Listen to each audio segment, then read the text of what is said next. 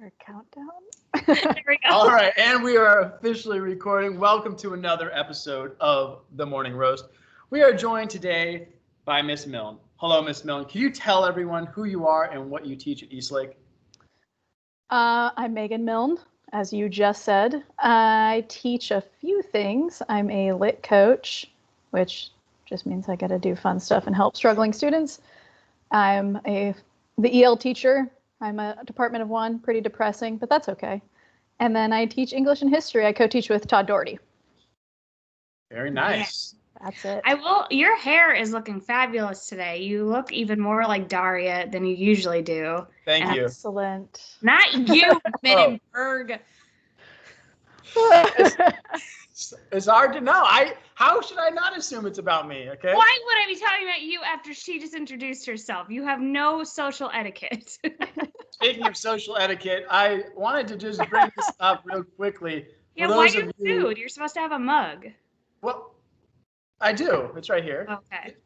This pairs very nicely, by the way. Black coffee and something a little sweet. This is a caramel popcorn ball. Yeah. For our viewers, that was actually intended for Miss Wold. But she was not on site, and so I got the benefit of Mr. Richardson's You're eating my generosity. food? Yeah. Who gave me a popcorn ball? Mr. Richardson. And can I just say, it's not bad. It's pretty good. Some of you don't know Mr. Richardson well enough to know. Excuse me. Now, he knows how to cook.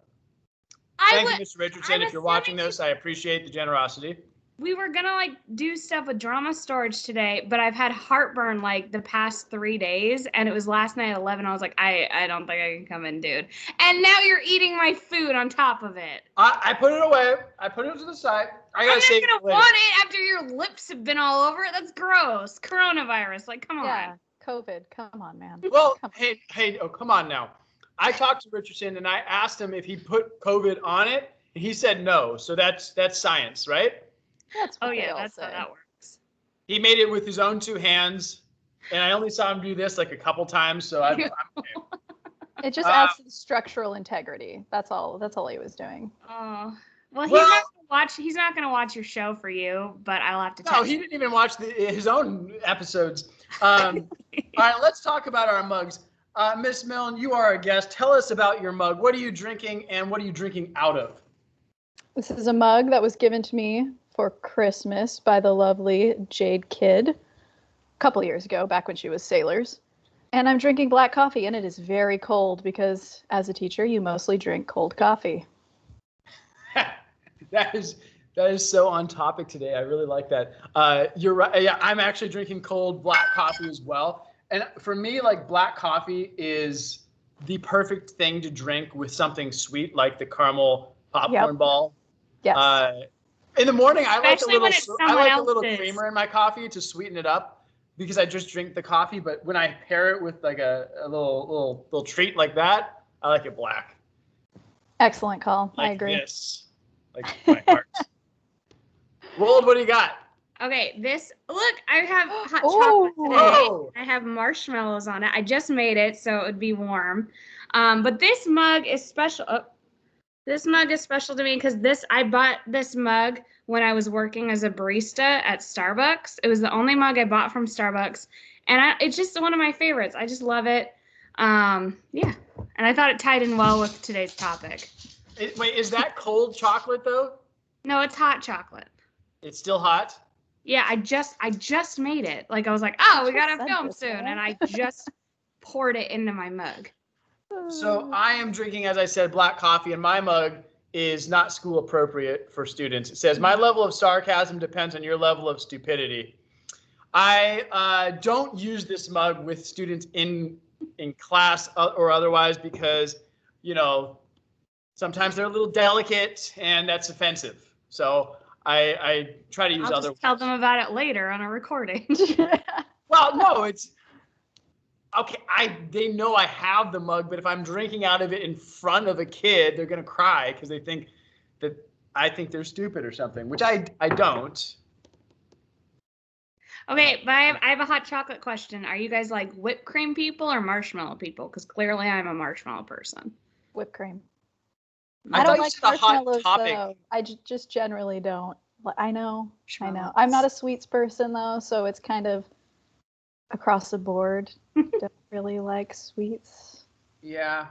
I as I get older, I'm less like, I like a little treat here and there. Yes. So this thing, I can't eat this whole thing in one. No chance. Oh no. It's just too big. Mr. Richardson, it was too much for one person. It was too generous. It's almost like it was meant for someone else that might like sweets more. Someone who could like handle appreciate the it, of eating appreciate it a little more. Yeah, maybe. It's hard to know in these uncertain times. But Wold, I think I like hot chocolate with whipped cream. Marshmallows are great, but they are. I think I have marshmallows less often than I have whipped cream. I don't have a clear enough preference though to. I will say this: I saw a recipe that I really want to try. It's for like this adult hot Mexican hot chocolate. Have you seen? Have you heard of this? Mexican hot chocolate. Oh. Okay, so basically, there's like these tablets of chocolate that you heat on the range. You melt it with milk or cream with like vanilla and cinnamon, and then the adult portion is you put like a little bit of like a Fireball whiskey type thing in there. That sounds like a very festive holiday treat that I have to try this holiday. We'll see. We'll see if it happens. Sounds give delicious. it a shot. Report back. Yeah. I will. Okay, so for our viewers, our topic for today, which is very focused. We're very on topic at all times for the show. If you've never seen it, we never veer off. We never rabbit trail. And we never stay off the questions that we're asking. So the topic is thankless tasks. As we finish up 2020, thank God, we are looking at our lives as teachers, and my goodness, there are a number of thankless tasks. So our first question about this is, what thankless tasks do you do? Like the top thankless task that you think you do as a teacher. What do you got? Oh. I think for me, it's hunting down the missing work. Sometimes I get a lot of thanks from parents, but sometimes I get emails that say, I turned this in 2 seconds ago and it's 400 days late. Please grade it. And I said, please. Sometimes they don't say please. And sometimes there's no message in the body of the email. And that just makes me sad. It's like, at least don't just put it in the subject of I turned this in. Like, you're asking me to do something. Of course I want to grade your assignments. I want you to succeed. I want you to do well, but please ask me to do it. Don't demand. My goodness. That's a good one. And I'm amazed that you graded it 400 days. That's a full, they are a different grade at that point. There's some paperwork that goes into that. They get very indignant about missing assignments. I was a freshman, but now I'm a junior, and I just want that thing graded. Change it. Milne, what about you? Let's see. I think for my particular job, because it's a little funky, is all the behind the scenes that I do as an EL teacher that the kids never know about and don't necessarily need to. It's not necessarily that it needs thanks, but there's a lot of behind the scenes work that goes into being an EL teacher and helping them. Well, and not only helping them, but helping the other teachers. I know I'm guilty of this, but like you probably get a lot of the other staff members asking you to do stuff or asking you for info, and you just give it as part of your job and get probably very little thanks, right? Probably. I would say our staff is pretty fantastic and they're very quick. I think part of it too is ELs make people panic. And so when you're in a panic and you're thrown a lifeline, people are quick to thank you. So that I get to cheat a little there. But yes, to your point, I do get a lot of emails saying, I just don't know how to do this, because we don't train people on how to teach ELs unless you're specifically going into teaching for EL. I remember my class ELs was very much like, you'll have them. Yeah. And I was like, but what do I do about it? And they're like, here's the history about it. And it's like, hopefully you'll have someone. But what do I do? And they were just like, I'll figure it out. Teach them. It was one of my last classes too before I student taught, and I just remember I was burnt out too, but also I was horrified. So it really scared me going into teaching. Yes. What? So for our audience, what is an EL? I actually don't know because I'm a bad teacher, but for those of you who aren't familiar with the term, what is an EL? So an EL is an English learner, and it doesn't just mean anyone that speaks another language, and it doesn't just mean anyone from another country. That's often, I think, confused. It's a student that fills out a form a particular way, is qualified to take a state test, and then qualifies based on those test scores. So I will get a lot of emails saying, why isn't this person in your program, or why am I not getting support? I'm like, because they're not in my program. I don't just pick who gets to go in. It's not how it works. So they have to qualify at the state level, and then I have them until they qualify out of the program. Gotcha. Yeah, it's funny. When I was in teacher school, they were really pushing us to get that extra certification to teach ELs. And there was like this weird misconception that EL teachers like yourself had to be like really good at languages. Yes, and everyone thinks I speak multiple languages. I'm like, no, I don't. That would make my job harder. You do speak Spanish, do you not? I understand about 80% of what's said to me. I cannot respond very well, but I understand most. So like when I travel abroad, I can understand what they're saying, but the language won't come to me. I can respond in English. It's a weird. I used to be fluent in high school and early college, but I've since lost it. That's pretty modest. If I was describing myself that way, I would say I'm being absolutely fluent. That would be fluent for me. Well, what do you think? Is that fluent? Does that sound fluent to you? I mean, like the fact that you can understand it is still really impressive to me. Like I remember a student she had a French workbook, and I was like, I took French in high school. And I started reading it out loud to her, and she was dying. Like, she's like, you can no longer speak French. But awesome. I was having so much fun with it. And I thought I could remember. I feel like you would think that you can remember how to pronounce words and you know what you want to say, but it's so hard. It's like so much thinking goes into it. So yes. Yeah. So back to our question. I didn't. One thankless task I think I have as a teacher is kind of along what Wold is saying, but like chasing down stuff for students that, you told them in class, you posted it 3 different places, you reminded them twice, you told the class this again and again, you sent a parent email, and they still don't know where the thing was that was due 2 months ago. And I'm supposed to now it's virtual, so I gotta do a screen share. Okay, now we're gonna go onto this program and click this tab. And it's like, when did we get to the point where there's zero effort? I need help. I'm lost, but I haven't looked for anything ever. So it drives me nuts. I don't understand what to do for this essay. Did you read the directions? No, I never, and they don't read the directions, and that's frustrating. So it's thankless that I am still, and for those of you who have had me as a student, there's a little shaming that happens at that point in the conversation, but I still go and hold your hand and show you where the thing is, but that is thankless, and I don't usually get it's usually okay, I'll get it done 2 months later, whatever. What about at home though? Thankless task at home. I think we are each. I'm older than both of you. I think. You're really old. I'm really old. But we're all adults. Yes. Yes. So. According to the state. I'm under the impression. Yeah.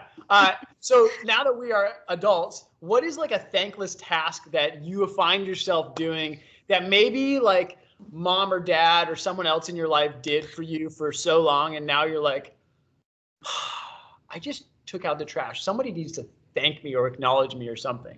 My husband and I are very good about saying that thank you and we appreciate you, because early on in our relationship, when we started living together, we would get really angry with each other for like not noticing stuff. And so it took some work, but now it's like second nature to be like, hey, thanks for doing the dishes. Oh, thanks for doing the trash.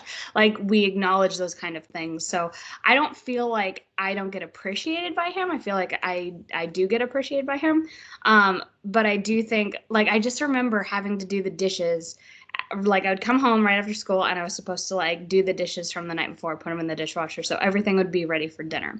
And it's not that hard. It wasn't hard to do, but in my mind it took hours and it was tedious and disgusting and I hated it. And I remember thinking like angrily at 14, when I grow up and I move out, I'm never doing dishes again. And then I went to college and my roommates were not going to do the dishes in one house. Would not do it, like to the point where like I did put some of my like nicer dishes away because like if I knew if they used my mixing bowl, they would never wash it. And so yeah, I think that was a realization like, oh, I had to actually keep doing this. Like this is a life skill. This is just being a person. Yeah. And Miss Milne, you're married as well. Do you have any of those tasks that either you and your spouse divide up, or is it one of those things where it's like, this just needs to get done and I may never get thanked for it, but I'm going to do it anyway? You have any of those? So to Kate's point, I think we had the same realization early on. Like we both have to pull our weight and we both have to like thank the other for it.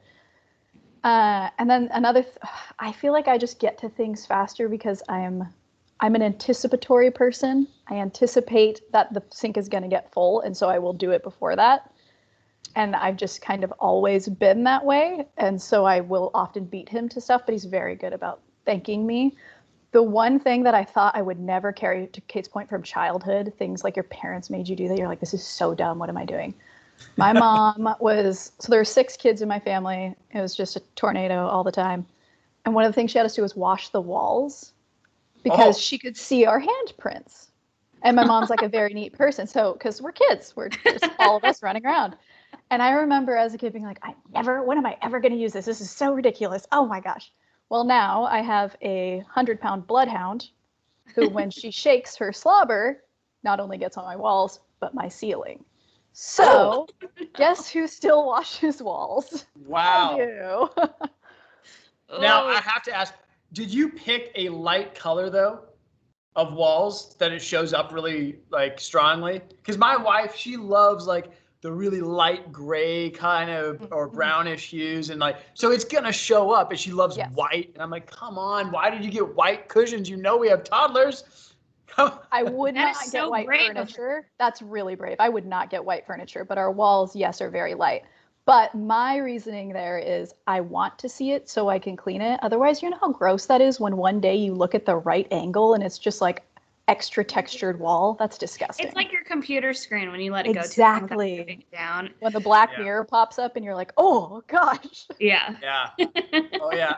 So I have to wear the blue light glasses, and I haven't worn glasses for a couple of years since I had the laser surgeries, and it's the same thing. It's like I don't notice it till I like, oh, gross, and yeah. But so at home, yeah, I think there's a lot of those little chore type things that, and here's my question though. So like I think there's thankless tasks that need to get done, but what I'm wondering, and I'm thinking through this, is like I do the garbage, and my wife and I split up like the dishes, and she'll sweep, I'll sweep. It's kind of even-ish. So my thing though is like I don't know at this point that I need to get thanked for some of that stuff. Yeah. So why do you think we need or want to be acknowledged or recognized for certain things but not other things? A weird question, I know. I haven't really figured this out. Like, why? Like, the dishes needed to get done. I mean, you don't need to thank me. Because it's showing like you appreciate that they took the time and effort to do it. And like for me and Alex, it was more like he was getting bummed out, being like, I don't feel appreciated. And then I was like, well, me neither. And so it was kind of like, this way we just acknowledge, like, I recognize that you took time and energy, and it's like, it's a love language. It's acts of service. Like that's my second one. and his second one is words of affirmation. So it kind of it plays into each other, where I appreciate when he steps it up. Like if I have the musical and I'm a zombie trying to put that on, and he stepped it up and like he has folded all the laundry and put it away, stuff like that, where it's like I didn't have to do that kind of thing. So I don't know, it's just taking time to show your appreciation. I almost don't think it's so much about the task that's thankless as your emotional state when doing the task. So if I'm feeling really empty, I'm more likely to be irritated that you didn't notice that, like, I busted my butt that day, came home and did that sink full of dishes right away, and then took the dog on a walk, that I did all these things, versus if I'm feeling fulfilled and calm and then I go do that same thing, I'm not going to have any expectation of thanks. It's just going to be part of what I should do. That's an interesting point. I hadn't really thought about it that way. That's true. Like if you're having kind of a day and then you go and do something, it's almost a weird projection of the totality of that day that you now, well, if I just got thanked for doing the dishes, that would be enough to kind of make up for the rest of the nonsense, right? Or whatever. Is that kind of what you're saying? Ish? Yeah, kind of. Yeah, I think it's more just like and I think that has to do with being state. a teacher too. Like you can have a really awful day as a teacher, but like one student like waving at you in the halls and smiling, like for me is like it can, like, it seriously, it just makes you happy, and it just makes you feel like appreciated, and it just doesn't make you feel like you're wasting your time or anything. Menenberg, you never said your thankless task that you do at home. Yeah. Well, so okay. One, I guess, I mean, I'm going down my chore list, but I mean, I think most of the chores are thankless. I pick up after the boys, but again, my wife does the same thing. One thing that I do that I guess she doesn't do is change light bulbs. And so we have a couple high ceilings, so like I literally have to get on a ladder, and I'm reaching up there, and it's a little precarious. Again, it needs to get done. Maybe she asked me to do it. It's usually a thankless task though, and I don't really care. Like, I don't care if I get thanked. Milne, we cut you off though. What were you about to say when I was misinterpreting something? I don't remember. I think my point was more like it's how you feel. It's not so much that we constantly need thanks just as a rule, so much as how you are feeling about yourself and your current state, that then either precipitates a need or a feeling of a need for certain things. Yeah, I think that's a good point, and kind of it goes a little bit with what Wold was saying, because, it's one of those things, this is weird, like, to think about, but these little acts of gratitude in this case, but other things that we can do that are just little things, they can make somebody's day or change their day dramatically. Like so for those of you who don't know, our school, we have an amazing janitorial staff, and I'm always there. Well, one of the guys, Daru, I make a cup of coffee, I make a pot of coffee, and I share with whoever wants to come in and grab a cup. I've given Drew a couple cups of coffee over the course of this semester. The other day, I give him a cup. 5 minutes later, the guy, I'm giving him a shout out here, by the way. I don't know if he's going to see this, but he comes in 5 minutes later and hands me like this huge bag of coffee beans just to say thank you. And it was like totally unexpected. I didn't need it, but to your point, like I was maybe having not a great day, and it was just like, it really made it a lot better. And I think it doesn't take anything to say thank you. It's kind of like this is bringing it like all the way full circle with thankless tasks. Yeah, some of these things maybe don't necessarily have to be recognized, but it doesn't take much to say thank you, and it might make a huge difference, right? Speaking of, I don't know if you noticed this, people, but this week, the week before winter break, is famously a week of gratitude towards teachers, is it not? Like we get bombarded by chocolates and cookies and Starbucks cards and all this stuff, and it's weird. Like, look, audience. I'm not saying come by right now and drop off another. I just got a big bag of coffee. He's just saying he will be there till 4. My box is always open. 24/7. But I miss, like, this week has seemed so long, and generally the week before winter break does seem so long, but usually there's like the excitement that you have to look forward to each day. And that just, I missed that this year. Very much. Yeah, this week especially, it's a great week. You know, every year there's all the spirit stuff. There's an assembly or two. There's a lot of energy. It's pretty empty around these halls. It's sad. Yeah. So what did I want to ask? I wanted to ask something more fun on the end of this. I was like, this is bummer end. We're slowly running out of time here. Okay. Speaking of that week, the week that we've had, you all both have taught for several years, right? Yes. What has been the best, if you had to rank it, what comes to mind first or best of gratitude demonstrations that you received from students or families? I love every note that I get. I have actually a scrapbook of notes. And I think one thing I might do is print off some emails that I've gotten since we've been remote to add to that note scrapbook, because because when I'm having a bummer day, if I look through that makes me happy, and I remember the students who gave it to me, and I just appreciate it so much. And I had a student who emailed me letting me know that she got into Tisch, which was really exciting. Nice. Congrats to Neil if you're listening. Neil, yay. I know. I hope I'm not stealing her excitement telling people, but I don't know. She emailed me, so I'm assuming people know, but I'm so proud of her. And she emailed me to tell me that, but also to thank me for the letter of recommendation. And oftentimes with the letter of recommendation, that's another thankless task. I often do not get a lot of thanks for writing the letter of recommendation. And they're a lot of work. They're a lot of work, and sometimes I do, but I had forgotten I wrote hers. I wrote it way back in September. It was early on, and so to get that, I got into my school.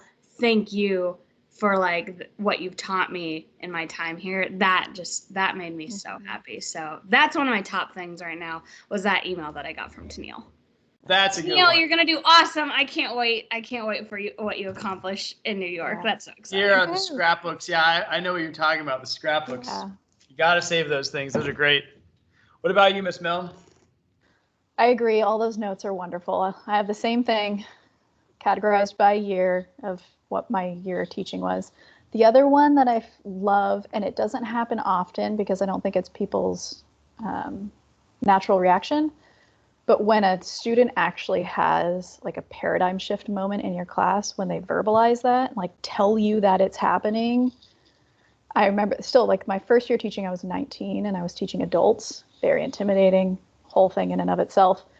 But we were reading a book together, and I had a 55-year-old woman have the realization as we were having a discussion about The Giver that people read the same book differently depending on their experience. And she verbalized that in class. And it was one of those moments where I was like, oh my gosh, yes, this is exactly what you're supposed to be getting from my class. So moments like that you just really attach to, because it is what you're trying to accomplish. And I feel like those moments, oftentimes the kids are they are experiencing them, but they're just kind of sitting there and soaking it in, which is fine. But it's really exciting when you get to see it happening. Yeah, when you see the light bulb in real time, that's pretty awesome. And I had one when I was doing my student teaching with that, where the kid, he got excited. He almost jumped out of his chair because he's like, I got it. And it was a 10th grader getting some dense Enlightenment philosophy thing, grad level stuff, and it clicked for him. And oh man, that payoff was big. If I was to pick one gift, I've got a lot of gifts and gift cards and candy and stuff. I love all of that. One that I can keep, that's actually a tangible thing though, I wish I had them right now, is my first year here, my 2 blocks of honors humanities chipped in. They all put in $1 or whatever and got me the official dad shoes, and they signed the dad shoes. You know what I'm talking about? The Nike Air Monarchs. They're white, and they're really thick soles, and I should be wearing a fanny pack with them.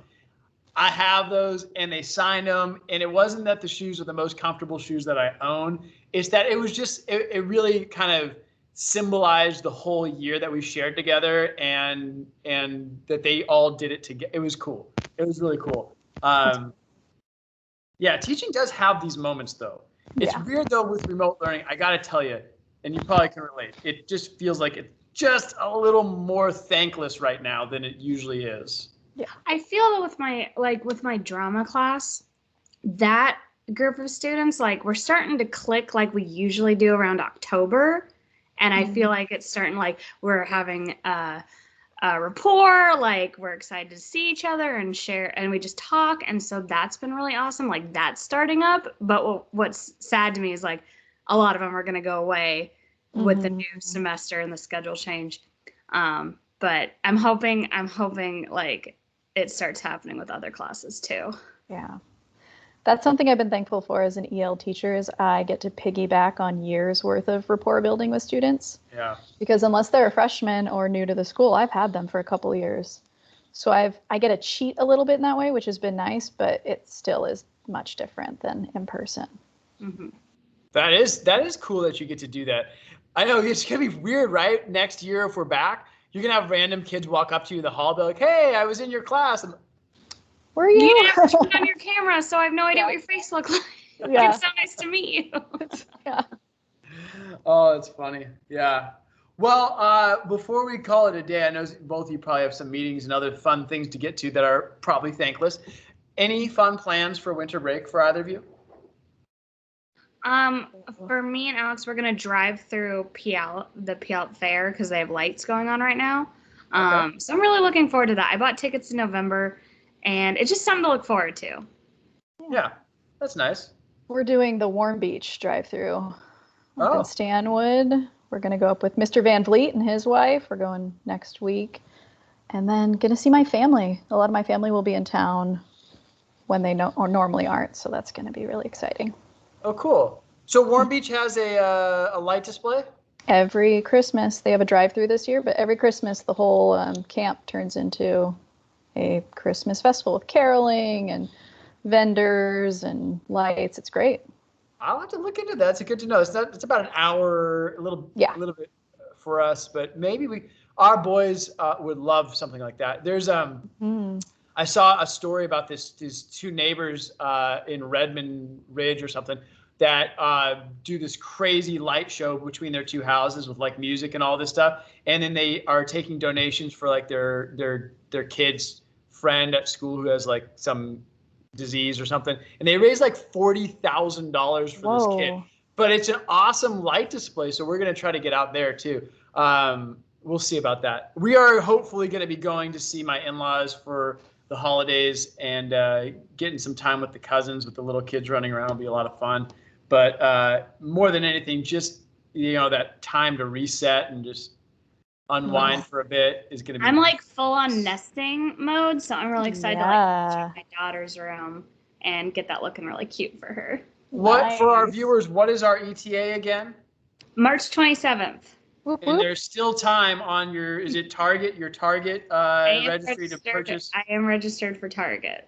Yeah. All right, viewers, you heard it. Target registry for Wold. Look it up. I love those cute. Alex's work just gave him like math onesies for her, which like I have to get over my biases for math because I want her to grow up, and if she's interested in math, that's awesome. I don't want her to be like, Mommy doesn't like math, so I don't like math either. Like, so I have to get it out of my system now. But I need to like search up some drama onesies because she can't just have her representing math. She needs to be balanced. She needs to be well-rounded. That's all you're going for. History. Well, can't you make the all the plays?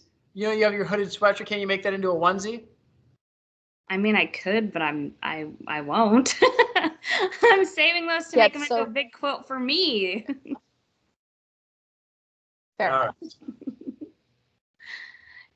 Well, Miss Milne, thank you very much for coming on. It's been a pleasure. It's weird because I haven't seen you in person once this entire year. Well, maybe once. Maybe I think you were at the building once. Maybe I saw you once. But it's like there's so many of our colleagues that I don't get to see either in meetings or in person. And so it's like this absence, and it's weird. So it's great to see you, catch up a little bit. We did work across the hall from each other more or less. And then Wold, as always, thank you for this. It's appreciated. Have a wonderful holiday break, both of you, and we'll have to catch up again in the new, much better than 2020 year. Yes. Yes. Yes. Yes. All right, people. We'll see you later.